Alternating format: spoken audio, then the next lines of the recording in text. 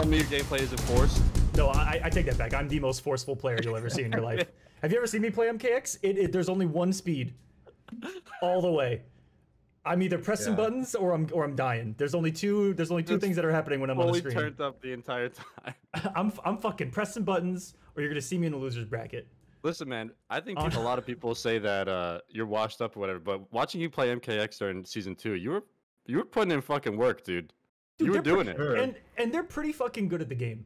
Like and they're nasty. They're pretty fucking good. Like when I get Tweety round 1 and Cam round 1, what the fuck is going on in the world? I looked at the losers bracket and I'm like, of all the people, and I had wins against everyone in that losers bracket, I feel like, on the season. So I was like, man, I got a really good shot here.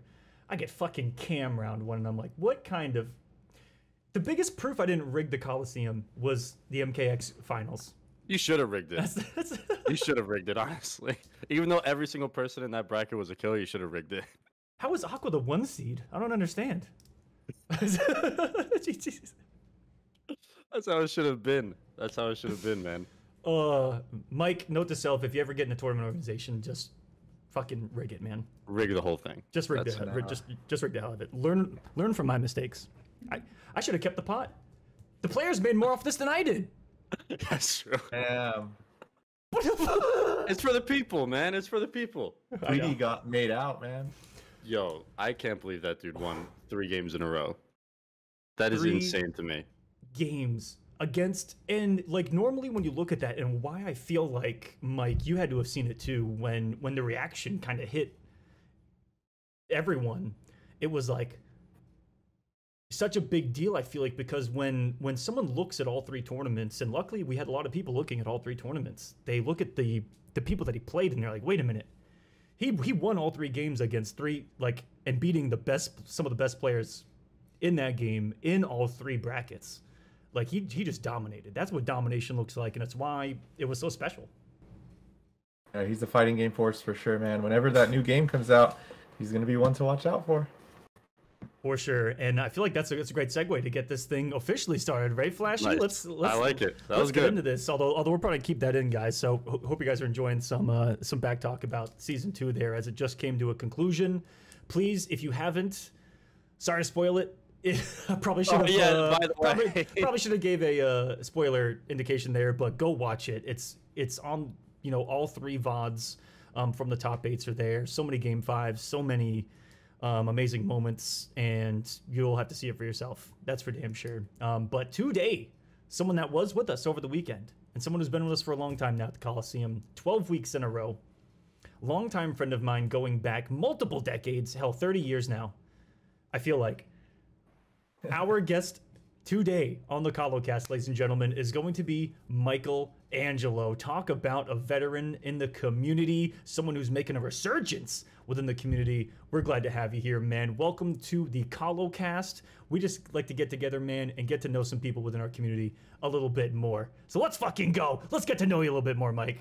Hell yeah, man. Dude, glad to be here. I'm just happy to see what you're doing for this community, and like, there was like a silver lining with Corona, like, just being at home and stuff. I was like, man, I miss my FGC friends. And talking to a lot of like family and friends, I come to realize like how much like an effect I have when it comes to gaming. Anything else besides gaming, it seems like, I don't want to say people don't care, but people are just like, okay, like, cool, you're like doing this or this. But I always see like when people's eyes light up when they say, hey, I'm coming back to fighting games, or I'm commentating it, or now I've been coaching at a college, and people are just like, man, so many people just give me love, and they tell me like, oh, it's inspiring to see, and it makes them want to do it. And I know that's the route I want to take in life, is just to keep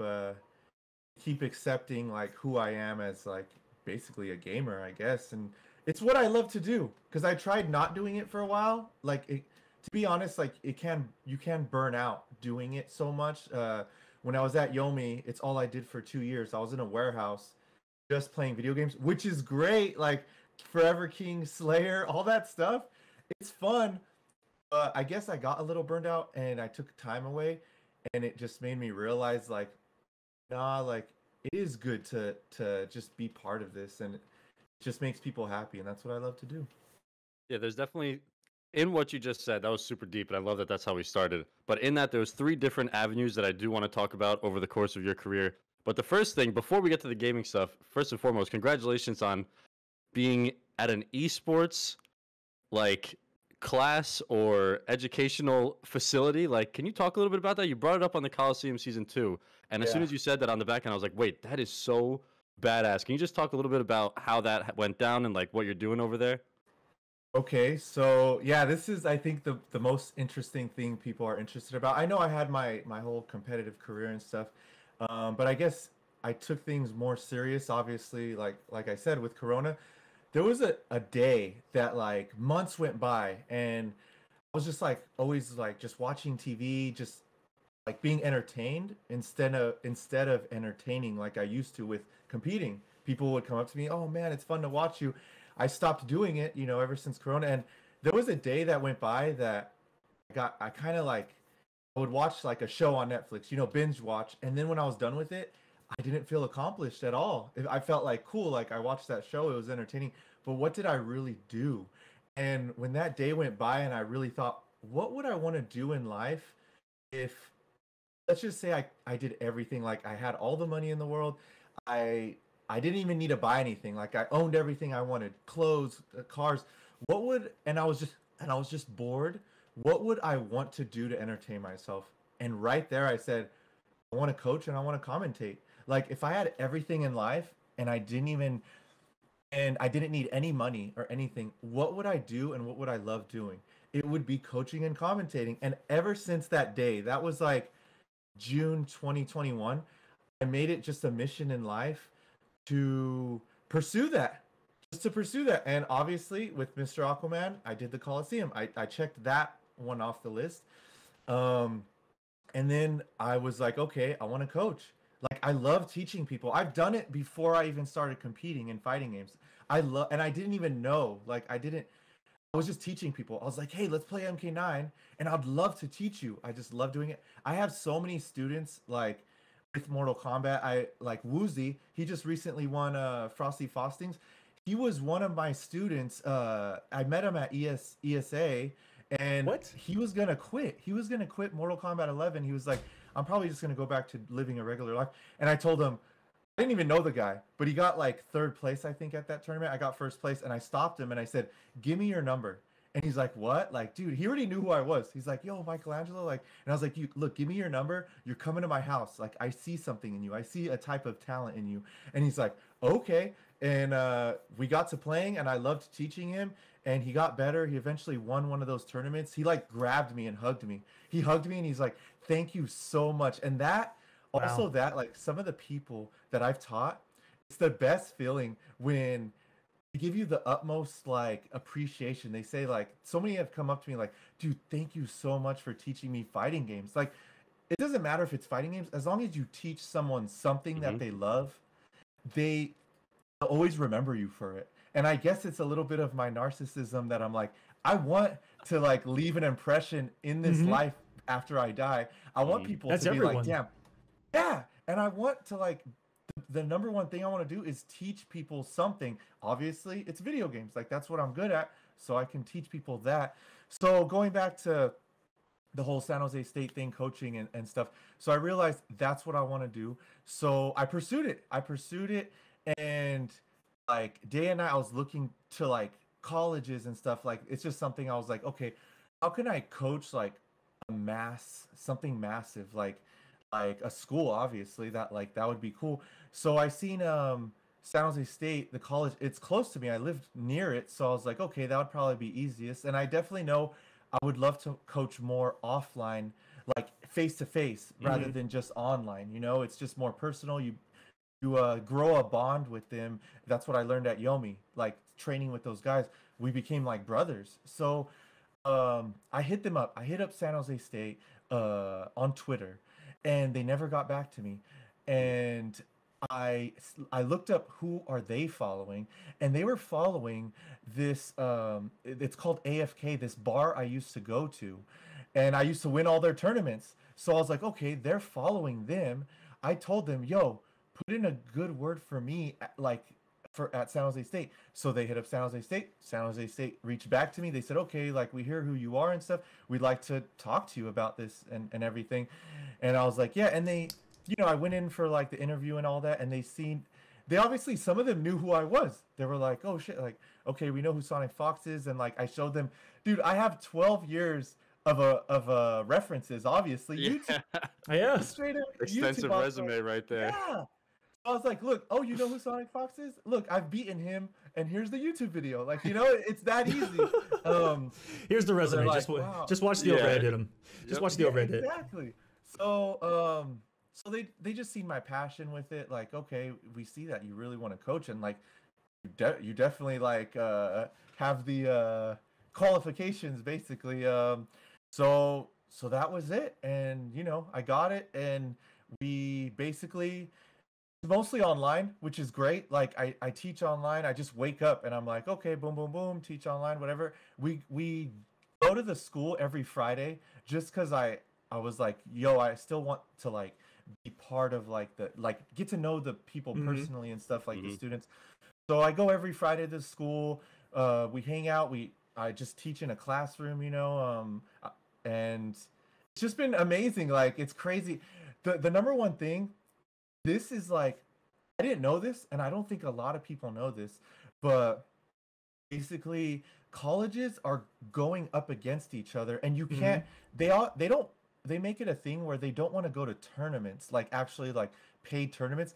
They want to go the route of competing against other colleges. Yeah, and that's it. Almost forming like a league where it's just college v college. Exactly, and you have almost to like a go college to the league. college. Mm-hmm. Yeah, and it's crazy because I'm like, when I heard about this, I was like, it put a smile on my face because what does that? Football, basketball, you start at a college and then you go to the big leagues, obviously.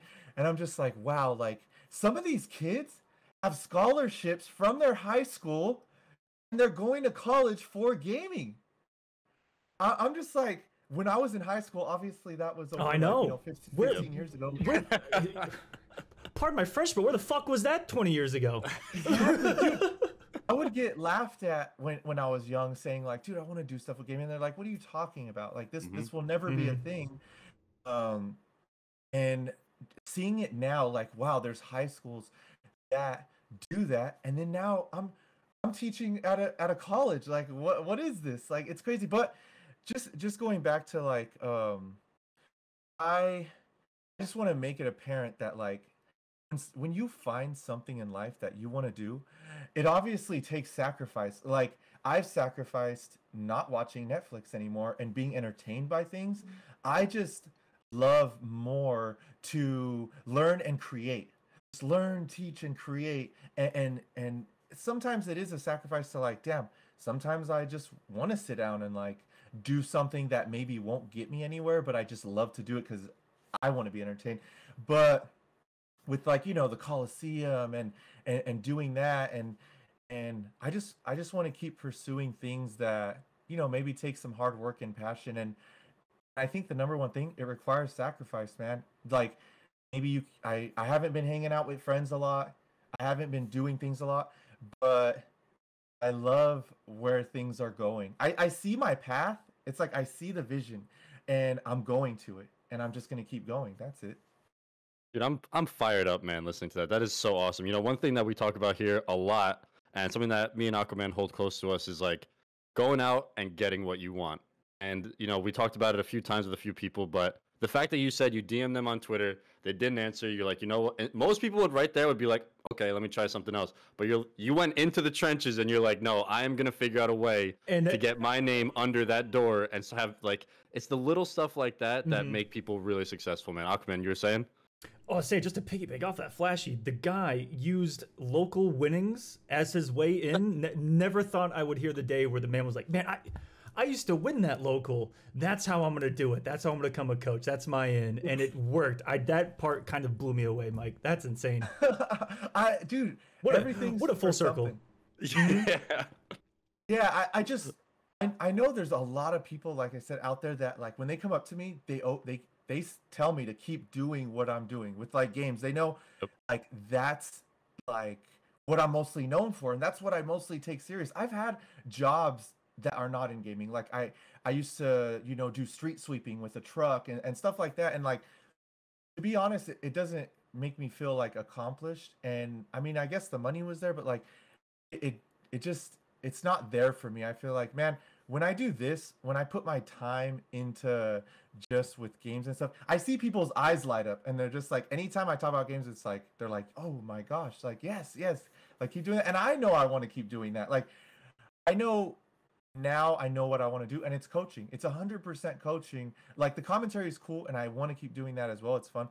But dude, like I just love doing it. And it's funny, yeah, like you said with whole local, like I kept winning. I knew like it's one thing for you to go up to somebody and say your accomplishments. Like I've done this, as great as it is. Like, hey, I've beaten Sonic Fox at a tournament, but when someone else does it for you, and I knew, okay, I know how great this place, AFK, this bar knows I am. They hype me up. They tell me like, man, you're winning all our locals, like you're crazy. And I'm like, okay, it's one thing for me to go to that Twitter and that college and tell them like, hey, this is who I am, like take me serious. But I knew, okay, like when they go up to them and tell them, no, no, no, this is Michelangelo, like it's just that much crazier to hear it from someone else. Like that's when you get the respect, I guess. Absolutely, and I feel like that's a part of all of us that are doing something in this space, right? Is something that's not talked about a lot is making connections. Making connections is huge. Knowing people, getting your name out there. Hell, for you to commentate on the Kolosseum, both you and Cherie responded to me on Twitter immediately, going, "Hey, hey, get Mike on the mic," and I was like, "Okay, hold on a second," and it wasn't like that, but. No, it's getting your name out there, and of course, you know, I knew who you were. I was able to bring you on, but you put your name out there, and you're still being active, and that's awesome, man. And it's not talked about enough either, the sacrifices that you have to make. And I'm glad that you brought that up because hell, all of us sacrifice something to keep doing something in this space. I don't talk about this a lot. I sacrificed a house, a steady income, and I've been it's been a little bit of a struggle ever since, and that was 5-6 years ago. And so those are huge sacrifices. Ever since, I have not lived as comfortable as that day, financially, and so many other things. You know, the spare time I have goes somewhere different when I'm, you know, working in this space, because this space takes up a lot more of my time and energy. But it's so rewarding because it's what I love to do. And you know, not coaching for me because I'll tell someone to swing every single time, but you know, it's bringing people together. But it's that same passion. You know, you just find that passion and you go fucking after it, man. And glad that you were able to do so, and this late in your career, man, because you've been around for a long time. And if you could, can you talk about kind of your beginnings a little bit, how you got into the community, how you got the name Michelangelo? Is that even your name? Are you named after the sculptor? What's going on there? Is it the Ninja Turtle? Let us know. So wow, so the beginning, all I can say is like I was never a guy to chase money and stuff. And I think like you just said about financial situations and stuff, I talked to a wise man. All you guys know him, Forever King, and he told me, he's like, look, Mike, 'cause him and I see eye to eye with things, and he's one of the happiest guys I know in the community. When I talk to him, I know he is purely happy. I've talked to like millionaires that are not as happy as him, you know? It's because, and he told me, he's like, look, Mike, he said one thing that just always stuck with me. He said, look, man, if I could choose like if I had two choices with a job, and one was you could make $100 an hour, but it's a job you don't like or don't care about, or you could make like $10 an hour, but it's a job like I just love, I'm going for the $10 an hour. And I always thought of that too. I was like, damn, like some people just always go with like, oh, I can make $1 more or like $5 an hour more, but they go to less happiness. Mm-hmm. And you should never do that. And so like just like I always think King in my mind because he said that, and it just I go for reassurance. Like he was one guy that reassured me that like I got to keep going for passion over money. And that's just what I do. And like hey, the money comes too though, so it's cool. But it does. Yeah, it will come. Like, so going with like the question you said with my beginnings, so I was working at Walmart. This is 2010. 2010, I was working at Walmart. And one day I had $10,000 just saved up in in my bank account, and I looked at it and I was thinking like, damn, I am not happy, and I just like the money in there, the number keeps going up. Like I work 8 hours a day, like I'm really not happy doing this. Um, and then out of nowhere, Mortal Kombat 9 was announced. Mortal Kombat 9 was announced, and I was already attending Street Fighter tournaments, NorCal Regionals, Evo. I went to Evo 2010 before the first Mortal Kombat that you could compete for came out. I was there, and I knew I already loved fighting games. So when MK9 was announced, I was already competing in Street Fighter. I was getting like my nerves ready and everything, and I was like, I feel like I'm preparing for Mortal Kombat 9, and I have the money saved up where I could sponsor myself. And I quit. I quit my job. I said, "Fuck this! Like, I'm gonna quit." And you guys do not understand. There is so many people, family, friends, that told me, like, "What are you doing? Are you insane? Are you crazy?" Like, and I would just tell them, "Look, I quit my job, and I'm gonna like spend all my money sponsoring myself to go to Mortal Kombat to go play video games." Yes. You do not understand the look on people's faces, like anger, sadness, like just worried, like dude, what are you crazy? But I knew, I was like, dude, this would make me just so happy. So I quit, and then obviously April came around, and I put all my money into flights, hotels, and everything. And there's a quote that I love that I always go by. Luck is when preparation meets opportunity.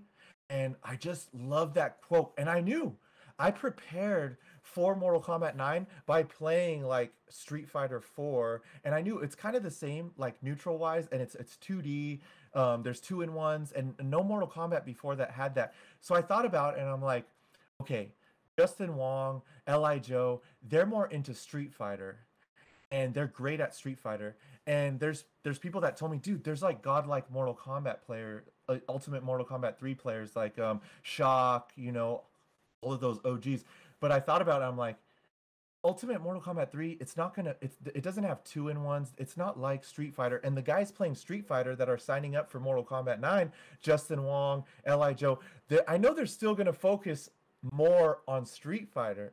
So I just thought about like all the just like my risk reward, and just like, okay, I quit my job. I'm doing 13 hours a day of this. Like when I first started playing Mortal Kombat 9, I was doing 13 hours a day. I was doing nothing else. Like I had a lot of money saved up, so I was like, I could feed myself for a while. I could do everything and just focus on training, like a madman. And I did. And so I started attending tournaments. First tournament I went to, Power Up. I went to Power Up, and Arturo Sanchez ended up taking me out. I got 9th place. I was so sad. It was crazy. True young art, by the way. That's like the true young art form right there. About 10 years ago, big time. Exactly. Yeah. So, but I just got to meet everyone. I met Tom Brady, Rio. I just made sure to get in with them. Like I don't know. I was a man possessed. I just knew I just loved this game. And so eventually, like I got 9th there. But then I made top 8 at PDP. There was a Las Vegas tournament. It was Mortal Kombat 9 only. It was sponsored by PDP, but you had to play with the janky with the PDP pads. Yes, exactly. First time I ever saw Ed Boon in person, and it was like seeing a star. Like it was one of those people that you always like. I always watched him on like Deadly Alliance, the behind the scenes stuff, and I was just always watching him. So like when I seen him in person, it was just like this aura of like, it's him. It's the guy that he has an aura in person too. I don't know, guys. I'm telling you, this is real. When you see Ed Boon, there's like a little extra glow, and you're like, wait, what the fuck was that? It's Ed over there. It's the guy that made the game that we love. Like, so it's just like, whoa. And like people back in the day that would say like, you would never beat the creator at this, thinking like I would never even meet the creator. I'd never have a chance. And then I finally seen him, took a picture. So I ended up getting top 8 at that tournament, and then that's when my life just blew up. That's the moment, I guess you could kind of say, gaming fame has entered my life. From that day on, I would go to my locals and people would announce like, "Hey, we got MichaelAngelo here," and I'm just like, "Whoa, like, what the heck? This is crazy." So, Justin Wong ended up winning PDP. He won $10,000. It was crazy. I was like, "Wow, okay." So I kept pursuing, and I went to Chicago. It was before it was called Combo Breaker. It was called UFGT. UFGT. I want to. Wow. Yeah, you know the history. So this is crazy. You can eventually put 16-bit on this mic, and 16-bit will tell you. So I went to UFGT at 16-bit, and just like I talked about Woozy, I seen 16-bit had a passion for games, and I said, "Hey, come to my hotel room. We're gonna play." And 16-bit meets Dizzy. They end up working together at NetherRealm Studios. They do to this day, or this day. To this day, and 16-bit credits me for that. You could ask him. You could ask her. 16-bit. 16-bit says, "MichaelAngelo, she'll always thank me." 16-bit says, "Yo, like, if you never invited me to your hotel room, I might have never have met Dizzy. I might have never have done this, what I'm doing now." Wow. And I'm just like, it's crazy. Yeah, the history is out there. Like, it's a crazy thing to think about. And I'm glad you're kind of giving me the mic to, like, say all this stuff. So that's what we're here for, man. That's why we do it. I just have my mind blown. Not only are we getting your origin story, we just got someone else's origin story. Hold on a second. Yeah, and it's crazy. And then so eventually the winnings start happening. So I get fourth at UFGT. I go home and I'm still like I'm just playing all the time top players, and I never give up. Like, I'm just like going in on it. So Revelations comes around. Revelations in LA, and the first one, the one that I guess Revelations 2, they never paid out. That was the rough one? Oh, was it the first one that was? Oh, yeah. The first one was actually legit. Okay. So that was the one. That was the one. I finally won a tournament. I won. You know, people like Rip was in top 8, like, and it was crazy. First time someone comes up to me after the tournament and says, "Hey, Michael, can I get a picture?" And I'm just like, "Sure." And so shout outs to my uncle. My uncle's the guy that, like, he's one of the only family members the only one that understood, like, what I was doing. The only one that would encourage me. And he heard I quit my job, and he'd go with me to tournaments and say, "Let's get you a sponsorship. Let's do this. Like, I see how hard you're working." He's the one that did it. So, and he was there when I won my first tournament. This is the crazy thing. Before I got top 8, we were in his truck, and I opened the truck, and we're about to enter the venue. And when I open the truck, I look at him and I say, "I'm about to win this tournament." And we laugh about it. We kind of just laugh about it, like, okay, it's gonna be hard. People like Eris is there and stuff, like, and they were all playing the game at the time, and I won. And the first fan that came up to me and wanted a picture, he gave the camera to my uncle and was like, "Can you take this for me?"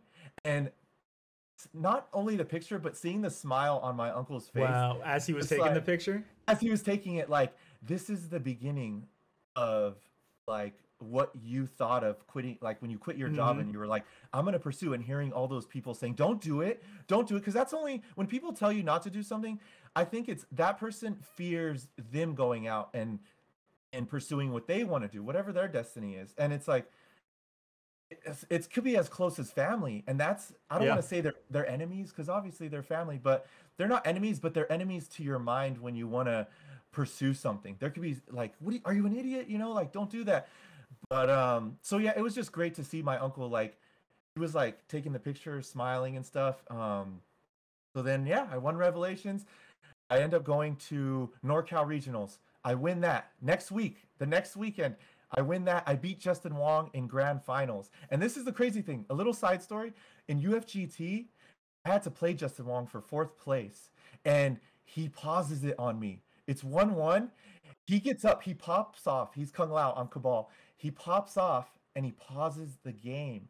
And he was beating my ass, though. Like, he almost ran like a flawless victory at the end of the match. And he gets up. He pauses it. They asked me, "Do you want to DQ him?" I could have beat him. This is the thing. I was not after for the money. I wasn't after for, like, back then, when I won Revelations, I got like $500. It was no money. I already had 10,000 in the bank. Like I was okay. I wasn't doing it at all for the money. That was still a huge prize pool for back then, by the way. 500 was still pretty big. It was huge for back then, but I wasn't after the money. I wanted to know like who I was as a gamer. I've been playing games my whole life. I wanted to see, can I be like top at something that I'm passionate about?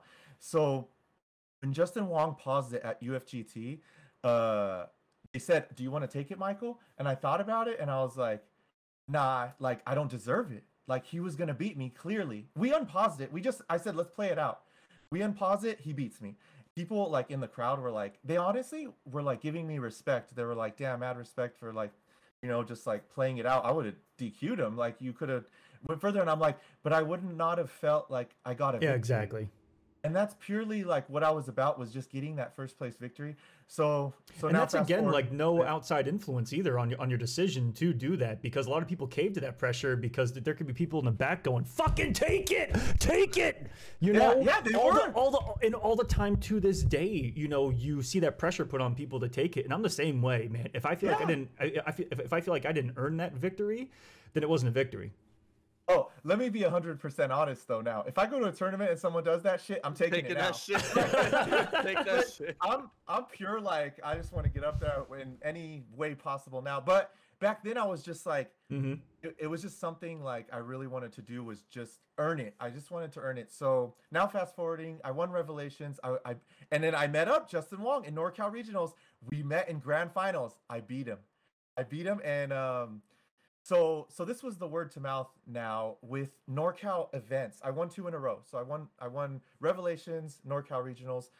So people like Tom Brady, Rio, all the East Coast people, they were saying, "Oh, MichaelAngelo's only winning NorCal or West Coast events because there is no good players in West Coast. There's either Street Fighter players or just MichaelAngelo or something." So with the money that I won, I sponsored myself and I went to East Coast Throwdown. I go to East Coast Throwdown. The big man that was like the one to beat was Chris G at the time, his Reptile. So Chris G was the one. He just beat Tom Brady. Tom Brady was first, like he won Power Up. So he was the man to look at. But then Chris G won a tournament. I forgot what tournament it was, but he beat Tom Brady in grand finals. So people were like, "Oh, East Coast is the shit." Like, so I was the only West Coast player to go out to East Coast Throwdown and play Mortal Kombat 9.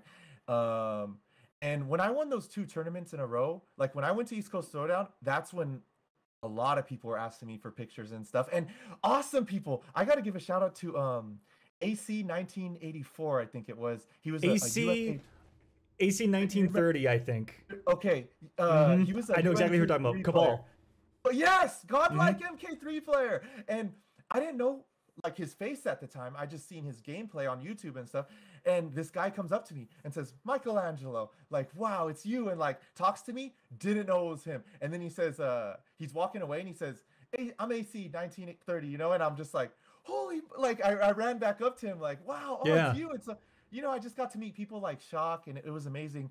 But tournament happened. Make it, and this is the crazy thing. I don't have a good relationship with my dad. He just never was in my life, like, but he came to the tournament. It's kind of funny, like, like he came to the tournament. He didn't know anything about this, like, but I never, I didn't have my dad like there at a high school game cheering me on or something. But it was kind of funny to be like, he's here at like a tournament, and it's kind of cool, like, like he got to see what I do, even though he was never in my life. Nowadays, I say this, like, I have great family. I have great friends. Like, I don't really, like, need my dad in my life. I'm not going to sit here and tell you, like, "Oh, like, screw this." Like, it was okay. But it was cool that he was there, like, at the time. And so tournament day comes, and guess who's in grand finals? Me and Chris G at the end. Like, us. And I end up beating him. And I end up getting my first sponsor. When I beat Chris G, it was crazy. Like, I feel like that I beat the world at that point, because I still questioned myself when I won 2 West Coast tournaments in a row. you know, East Coast people saying, oh, they ain't shit in the West Coast anyways. When I won East Coast Throwdown, in my brain, it's the craziest thing. I'm 23 years old. I was 23 years old, and in my head, like, I was like, wow, I'm the best. Like, I it's so hard to explain. Like I wish you guys would know. Like, I completed something, the number one thing in my life. I did it. Like, I felt like I could die. Like, I could die. Wow. I did what I was meant to do on this planet Earth. I tested myself in something, a hobby I always have done with like gaming, and I reached the pinnacle of it. I reached the pinnacle of it. I beat Chris G. Like, there's nothing else to do, you know? And it was just that feeling. I still, like, it's like yesterday, that feeling of like accomplishing a life goal. Like, it was just, and I told myself, I kind of was like, shit, like, where do I go from here? This is like, is this it? This is the road for me. Like, what do I do? So I ended up getting hit up on Twitter for a sponsorship, and it was my first sponsor, and I was just like, wow. Like, and I, you know, obviously called the uncle. I said, we did it, mission accomplished, sponsorship. And, you know, he was just happy for me. Like, wow, when I got back to, you know, San Jose, the West Coast, just the praise and all that stuff. And it was just a great feeling. So yeah, that was my backstory of like Hell yeah. Mortal Kombat 9 and shit. Crazy. Dude, that I feel like that whole like sequence could have been written into a movie, and like people would watch it. Like a young kid from the West for another Coast hour on that, comes over to the East Coast, takes the W, feels like he accomplished everything, gets sponsored. That's literally like a sports movie right there. That's absolutely awesome, man. And so much congratulations again. Anybody that goes out and pushes it for their dream and gets it done, like, you got the utmost respect from me. But that's MK9, and now moving into the next NRS title coming out. You know, all this is happening during MK9. MKX gets announced. Where does your head go with that? What was life looking like back then, and what was your plan? Okay. And also, Yeah. can you segue that into commentary, because that was a really big part of me in that era was, and this last season of the Kolosseum was you and KP were the ones that were on the microphone back when I was only a competitor in the community. And so you had some influence on a lot of people, myself included, Mike, and we're going to dig in that a little bit here with the MKX era. Yeah. Oh man, this is probably gonna be the funnest like talk we're about to have. So, man, MKX. So in 2011, you know, I did that whole thing. 2012 happens. I go back to a regular job. I start working construction. I'm making $30 an hour. I'm miserable as fuck.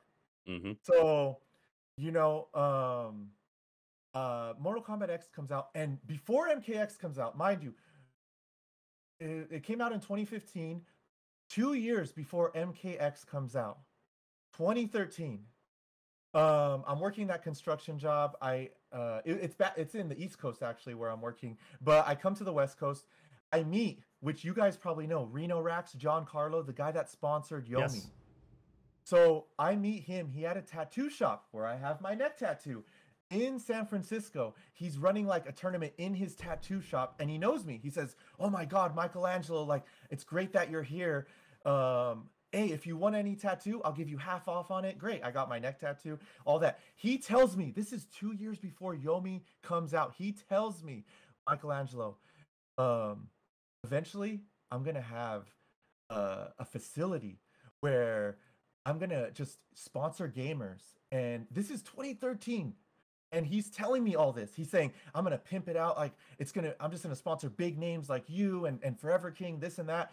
And I'm listening to him just saying, like, I'm the type of guy that I'm just like, someone can say something, but I need action. That's just what I need. Like, when you apologize to me because, like, you did something, like, say you drove my car, you broke it, don't say sorry. Wash my car and show me you're sorry. You know, like, I need some type of action. So, and that's a big thing. There's two things I always tell people. I'm going to tell you guys right now. It's right here. I'm going to tell. These are the two things that lined up, I feel, with my success. One was sacrifice. I already told you guys that. Sacrifice. You need to sacrifice a lot. There's some people, when they say, "Michael, like, what should I do?" I'm like, "Stop watching Netflix." And when they say, "I can't do that," well, I'm sorry. Like, you need sacrifice. But You need to put that 8 hours somewhere else for sure. Exactly. At a time, because you can't just watch one. But another major thing that I contribute why I got that coaching job and everything is don't ever tell people what you're doing before it happens. Like there's people that you'll say, like, say you want to work, like own a business or open a business. Don't tell anyone, oh, I want to do it or I'm going to do it. You tell them when you are doing it. Mhm. Like the whole coaching thing, it was hard. It was hard. Like I was pursuing it for months. And the moment I started talking in San Jose State, I didn't get it yet. I didn't get it. It was hard for me to not tell people like, whoa, I'm about to possibly be a coach.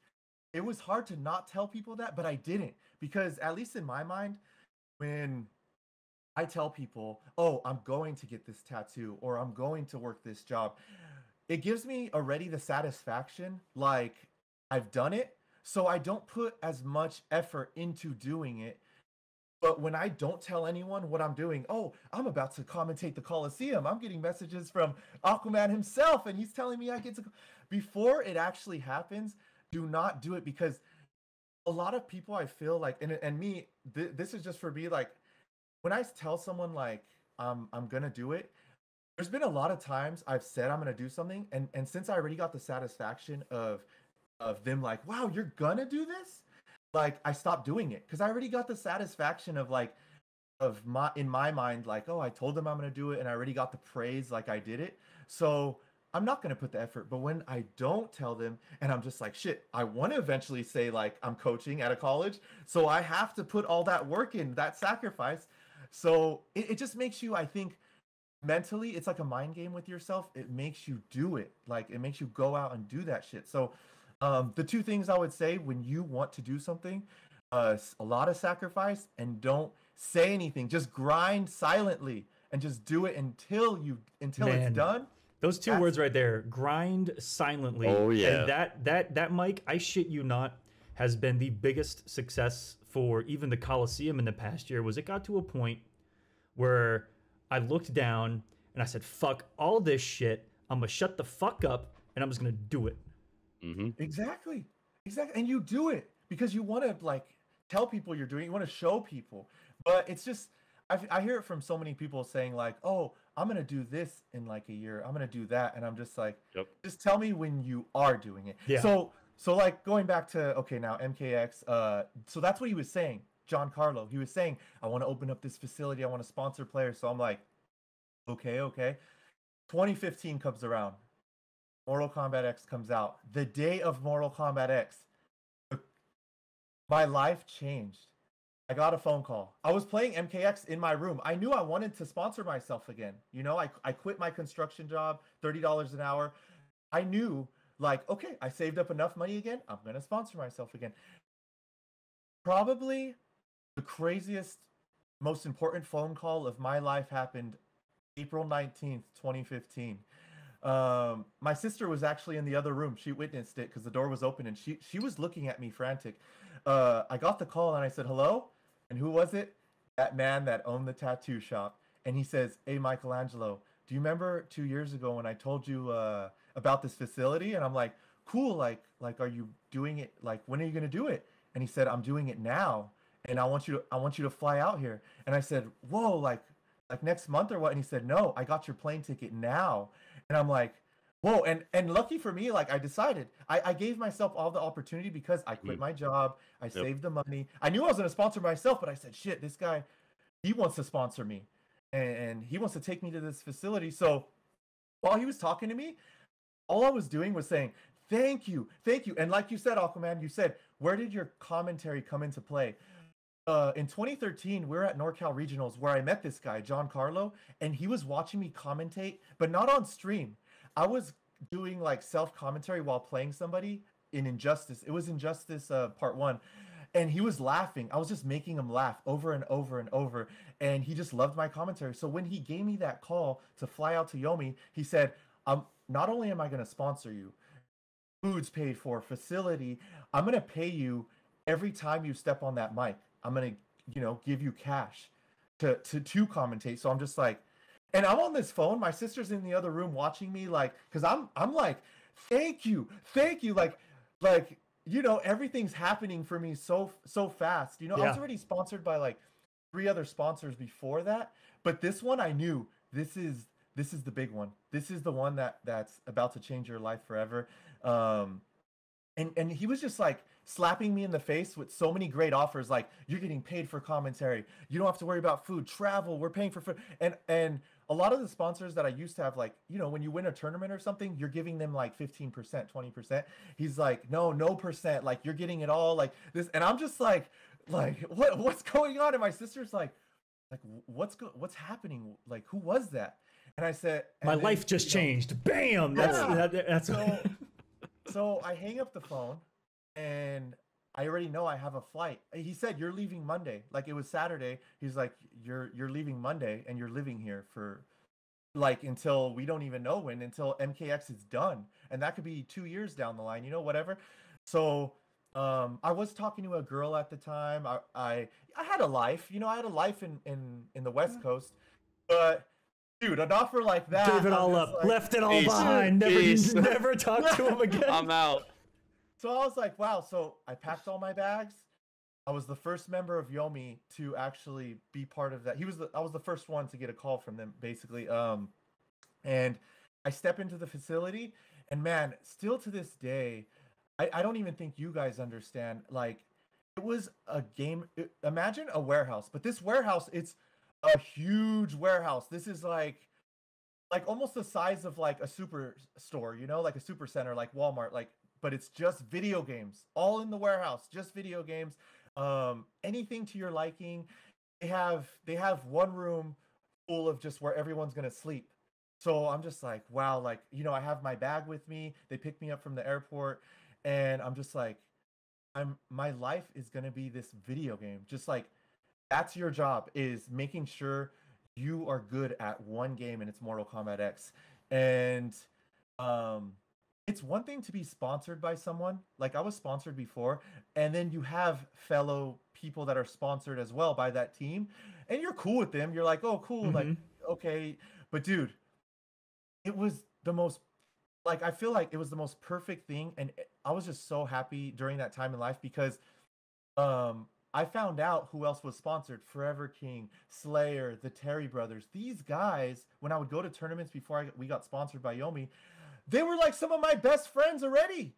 Like, and we were sponsored by different sponsors, but these guys just like their attitude, the way they think in life and stuff, it just meshed well with me. And Giancarlo told me, I was like, so who else is going to be here that I'm going to be training with?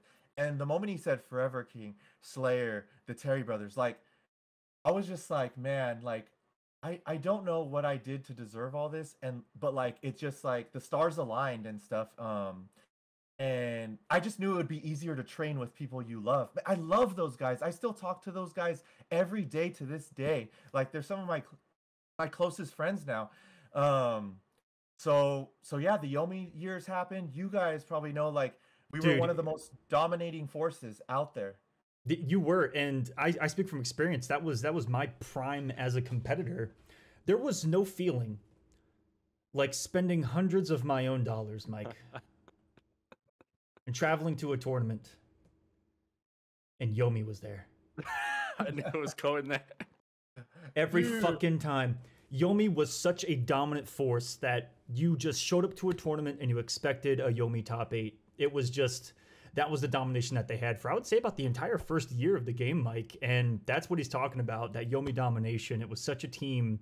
Hell, I remember the first big tournament I ran. I got the sign right behind my computer. You can see the reflection on it in the background back there, but it's kind of off camera. But TCW, and my top 8 was 7 Yomi players in Sonic Fox. Like, it was freaking insane back in those days. But Yomi was such an awesome crew, man, and it gave all of us hope that, at the time, it was all about locals, and Yomi was what everyone looked up to as like a group that, you train together, you get better, and they really set the standard for getting better at these games. Like, Yomi literally set the standard, and still to this day, I don't think has been matched, Mike. Oh man, just like, you know, like I said, Slayer. I still talk to Slayer. I talk to King like every day. And it's still the same feeling. We'll reminisce about it and be like, did that actually happen? Was that a dream? Like, we all didn't know, and that's what it felt like too for all of us. Was just that's just the real thing. Like, this is actually happening. There's a warehouse of players down in Atlanta just going crazy, and yeah, there's so many stories that came out of Yomi, and unfortunately, it did have to come to an end the way that it did, but. We're still feeling the effects of it to this day. Like, it still had such a big impact on the Mortal Kombat community. yeah, externally it had a great impact on me, but more so internally, I feel like Yomi kind of like made me like the way I think nowadays and everything. I contribute that just to gaming in general. Yomi, you're playing with the top players. This man, you know, when he invited me, it was like, okay, what he considers the best in California, in the NorCal. Okay, invited Slayer, best in SoulCal. Forever King, best in Ohio. Terry Brothers, best in Vegas. And when you are there at that facility training, I realized two things. Was one, how much of an effect training is when you're playing with the best players. Some people will train with someone that's like not even on their level just because it feels good to beat them. And I realized at that moment, like, damn, you have to almost love people that are kicking your ass at the game. Like, you got to love losing because it just levels you up so much more than you beating somebody. And I argue that the only way to get better is to lose. Yep. Yeah, it's just going to make you that much mentally better, stronger. And with that, you cannot make excuses. You only got to make solutions. You don't understand the amount of times, like, I'll go to a tournament and people are saying, oh, you're winning because of your character. I'm losing because of this and this. And it's like, damn, you don't realize that the only reason you're not in top 8 is because you're making excuses. It feels good to make excuses because it makes you feel like you're actually like, it's okay, man, like, you're great. It's just because of this or this. Like, but no, really, it's not. You suck, and it's like, this is what you got to do to get better. This was like, me 3 times against MichaelAngelo in bracket, by the way. But it's just great, man. And Yomi, I think it molded me more, like, accepting like who I am. And I could sit here forever just talking about like stories even outside of gaming. That man, the guy that sponsored us, Giancarlo, he bought a city bus. I guess that wasn't in use or was on auction. He bought a whole city. It still had, you know, where like the dinger where you decommissioned. I guess would be the word. Yeah, and we would travel 2 tournaments on a bus, like the Yomi bus. Yeah, it was some of the craziest years. It felt like when I would walk around, it was one thing. Like, I would get stopped. You know, walking to a tournament, people would be like, "Oh, MichaelAngelo, cool. Like, can I have a picture?" But when all of us were together at a tournament, it was like the Avengers were there. Like, people would crowd around us being like, "Oh my God, it's them." Like, and it was crazy. And some people laughed like, "Oh man, do you guys actually have groupies?" And it was like, "Yes, we do, man. We actually do." It's just a lot of crazy stuff. We've seen a lot of, I don't know actually what I can say on this podcast, but yeah, but just like some behind the scenes stuff, like offers we were getting obviously at bars, like they got everything for us, and like we got this, and just some of the fun we would have. I could say one story. This is a crazy story. This is when I knew we are doing something very special. And those years ago, what I told you about quitting my job and pursuing this, like, this is special because one day we were, you know, when we traveled a lot, we would go to Danny's. We would stop at just places, you know. We were touring everywhere, so we would stop at because sometimes we had like a 14-hour drive ahead of us to go to this tournament. So I knew something was special when we all went to a diner. This guy, like, he was like, we got a lot of questions. People would ask us, what are you guys? Because we would sit at a diner and you would be like, okay, there's about 7 guys here, and we would talk about frame data, and it was like you're speaking another language to everyone else. And we would speak passionately, so we were loud as fuck at these places. Like, we would say like, dude, you don't understand, like, it's -2, this and that, and people are looking at us like, A bunch of What are math they- majors Yeah. just pulled up. What are they talking about? Little do they know that Yes. is not the case here. So But we'll sometimes take it. people they would ask us like, "What are you guys?" And so one of the waiters he was getting our order, he said, like, what are you guys doing? You guys aren't from this town. And I stood up and I said, we're actually sponsored, like traveling to play video games. And it was quiet for a moment. I was pure honest. It was pure honesty. Mhm. We didn't even laugh, and everyone looked at him, and he went, "Ah, you got me for a second. You guys got me, man. You're stupid. Like, what are you talking about?" And he walked away, and we looked at each other, Oh man. and I smiled, and I was like, "We're doing something special, where it's unbelievable." to Where people. they can't even believe it that it's happening. Like Mhm. he sincerely did not believe me. Like I was saying, I was like, "No, really." You gotta go. Really? You gotta catch up to him and convince them. Yeah, We gotta- it was like, I promise you, man, it's real. yeah. And he was like, "You got me, man. Good stuff. Good stuff." And we looked at each other. I remember Denzel for some reason. I just remember like my vision is still clear with Denzel's face, like him looking at me, and I said, we smiled at the same time. It was one of those slow smiles. Like we looked at each other, like, "Man, this guy doesn't believe us." And then it was just that part of the brain that like clicked when I was looking at Denzel, and it was kind of like, we're doing something special. Like this is awesome. And we were just like, man, where it's unbelievable to people. Like what? This is crazy. And that's when I knew like till the day I die, I will always pursue a passion over money, no matter like what, because it just makes me happy. I've seen so many people and their faces when they have a good job that they're not happy with, but it's paying good. That are, they come home, they're too tired to even do what they want to do, and it's just like sucking their whole life up. I'm like, and then they buy things to set, like kind of reward themselves for doing that miserable job. They buy alcohol, they buy like things to have that reward system, that dopamine that they're chasing, that they're just like, it's a back and forth. And I'm just like, man, yeah, to be 100% honest, when I was pursuing MK9 and all that, there was times like, fuck, like there was a moment I was sponsoring myself so much, I was running out of cash, and I was just like, damn, like, I had to sacrifice, like I said, sacrifice good eating for like, maybe I have to do more grocery shopping and just like buy rice and chicken and stuff, like, I mean, just sacrifice, small sacrifices, hell, if you haven't been through the ramen life, then I don't know what you're doing, because man, even when I was growing up, my dad would tell me stories. He was like, dude, this was back in the early 80s where he was working a job, didn't love it. His passion was music. He ate ramen for 2 years straight, saved up for this $3,000 base, joined a band, and his life got immediately so much better because of it. But because he sacrificed and ate ramen for 2 years straight, what a fucking legend to this day. Yeah, I embrace it, man. I embrace, like, I'm smiling when I'm eating that ramen or whatever. Like, fuck yeah, dude. I going like Post Malone. Everyone knows Post Malone. He talked about how he was eating ramen just living in his friend's closet for years. Like, but what was he doing in that closet? Grinding music. Yep. Like, it's a sacrifice. And so it was just amazing, man. Those Yomi years, it's gave me a bond with those people that I still talk to. Like I visited King recently last year, and it's shocking, and it's crazy to think about, man. The look on some people's faces that went to Yomi, because people thought like they would watch his stream and they're like, is this just in a room? And when they would go to the place and actually see, it's like a Disneyland for gamers. Yeah, like it was huge. It was ginormous. There was paintings on the wall, like Michelangelo, where he painted on the what is it, the Sistine Chapel, I think it's called.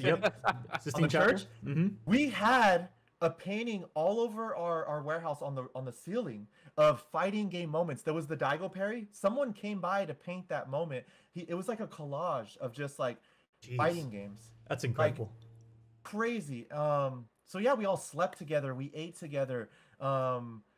It was crazy. Yeah, going to those tournaments. The Yomi years, like, we're planning on eventually doing a podcast with all the Yomi guys. That'd be incredible. Slayer. We're talking on Twitter right now.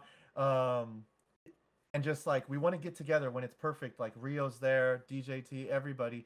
And because it was just so special that it needs like a lot to talk. We have our own sides of everything, and Yeah. um Well, let me tell you, Mike, I want to hear it, but I think that, man, we're going to have to bring you back on because we haven't even gotten MK11. We haven't even Yeah, gotten we into the haven't even scratched Kolosseum the yet. fucking surface. Man, Mike, let me tell you, this has been a juicy, juicy way to get to know you, man. So many stories I hadn't heard. I hope that you guys were able to learn something here. But Mike, I think we are gonna have to call it there for what is gonna be the first session because we need to bring you back on because we've got more to talk about. Are you good next week? We got to continue this fucking next week because I'm gonna have to go Dude. back to back, dude. We gotta get the run back. This shit was crazy, man. I would love to do a part 2 with you guys, man. This is great, man. There's so much history and just you guys like getting to know it. Things like I get to reveal like the whole.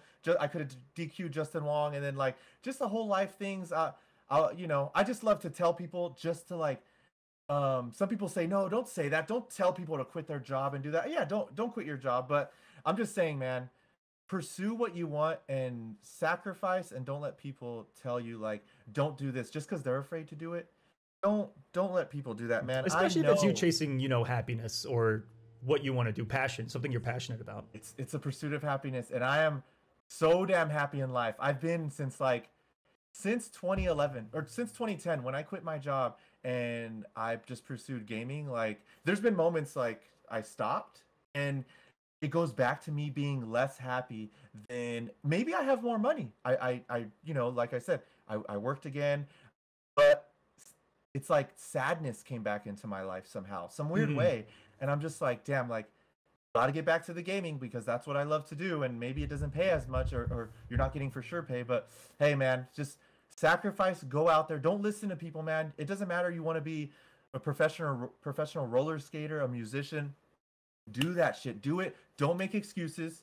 Make only solutions and just get better at it and just fucking sacrifice. That's it, man. That's all it is.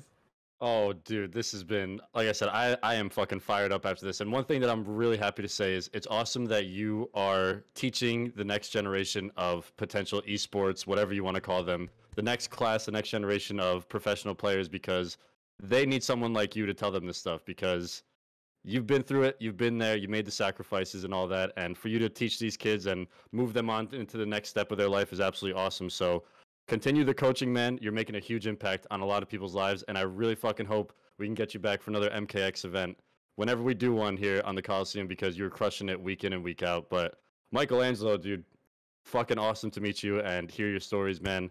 We got to get you back, dude. That's all I can say. We got to fucking get you back here, bro. It was a pleasure, man. Thank you guys for everything. And I feel like the Kolosseum kind of like I never felt ready to come back. I wanted to come back.